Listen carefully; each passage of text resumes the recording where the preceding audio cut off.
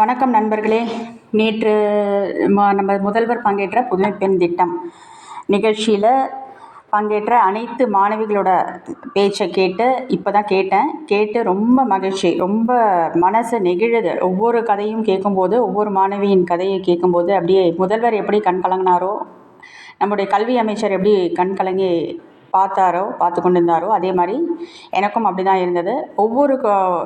ஒவ்வொரு பெண் குழந்தையும் தன்னுடைய கல்விக்காக எவ்வளவு கஷ்டப்பட்டு, துன்பப்பட்டு, துயரப்பட்டு தன்னுடைய வீட்டில் அவங்களால படிக்க வைக்க முடியல அப்படின்னு சொல்லியும் அவங்க போராடி காலேஜில் சேர்ந்து எப்படி ஒரு நல்ல நிலைமைக்கு போராடுறாங்க அப்படிங்கிறத நம்ம பார்க்குறோம்.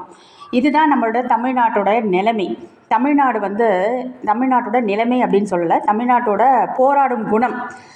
மற்ற எல்லா ஸ்டேட்லும் இல்லாத ஒரு குணம் தமிழ்நாட்டு பெண்களுக்கு நிறைய இருக்குது.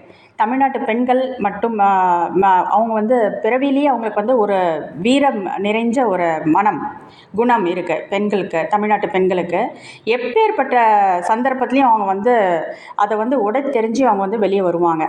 அந்த ஒரு குணத்தோடு சேர்ந்து நம்மளோட கவர்மெண்ட் ஸ்கீமும் ஆட் ஆனதுனால ஒவ்வொரு மாதத்துக்கு ஒரு 1000 ரூபாய் ஒரு பெண் குழந்தைக்கு கொடுக்குறாங்க கவர்மெண்ட் அப்படின்னு சொல்லும்போது, புதுமை பெண் திட்டம் மூலம் ஒவ்வொரு பெண் குழந்தைக்கும் கல்விக்காக மாதம் 1000 ரூபாய் அவருடைய கணக்கில் வரவு வைக்கப்படுகிறது அப்படின்னு கேட்கும்போது, இதை விட ஒரு பெருமையான விஷயம் ஏதாவது இருக்க முடியுமா இந்த உலகத்தில்? எந்த மாநிலமும் செய்யாத ஒரு காரியத்தை நம் மாநிலம் செஞ்சு கொண்டிருக்கிறது. அது எவ்வளோ பெரிய விஷயம் அப்படிங்கிறது இருக்கிறவங்களுக்கு தெரியாது, இல்லாத குழந்தைங்களுக்கு தான் அதோட அருமை தெரியும். ஒரு 1000 ரூபாயில் அவங்க ஸ்டேஷ்னரி ஐட்டம்ஸ், இப்போ ஒரு ஜாமெட்ரி பாக்ஸ் வாங்கணும், இல்லாத ஒரு குழந்தை எப்படி போய் ஜாமெட்ரி பாக்ஸ் வாங்கும்? அதே அவங்கக்கிட்ட பணம் இருந்தால் அவங்க ஸ்டேஷ்னரி ஐட்டம்ஸு, அவங்களுடைய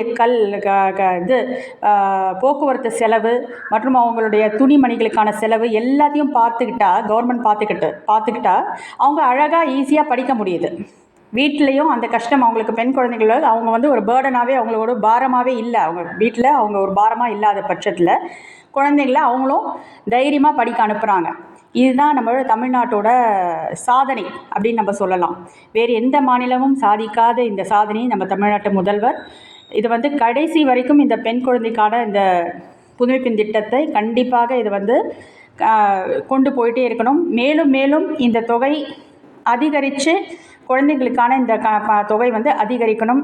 நிறைய குழந்தைகள் கிட்டத்தட்ட இந்த நேற்று பார்த்தப்போ 2,30,000 அப்ராக்சிமேட்லி, ஒரு தோராயமாக 2,30,000 குழந்தைகள் இதனால் பயனடைகிறாங்க.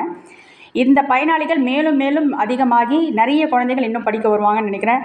அதனால தான் தமிழ்நாட்டில் லிட்ரஸி ரேட், படிப்பறிவாளர்களுடைய எண்ணிக்கை மிகுந்த அதிக அளவில் காணப்படுது அப்படின்னு நான் நினைக்கிறேன். மற்ற மாநிலத்தை விட தமிழ்நாட்டில் லிட்ரஸி ரேட்டு, படித்தவர்களுடைய எண்ணிக்கை மிகவும் அதிகம்.